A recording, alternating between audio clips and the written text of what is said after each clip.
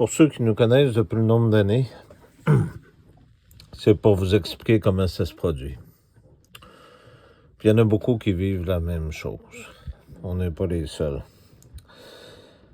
Ça a commencé par des fausses accusations de crimes sexuels.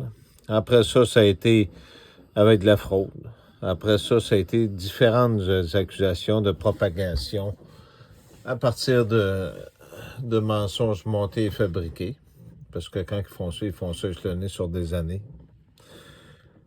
Des personnes de loi qui veulent se venger, cacher des choses.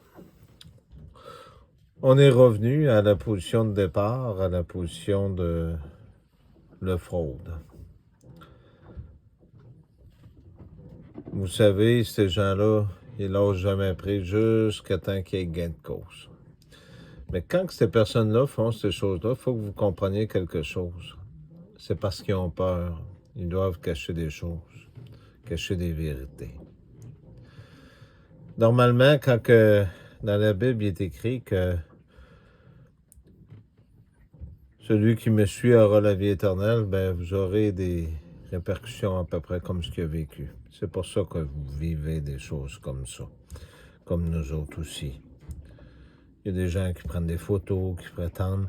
Ça marche souvent avec la propagande.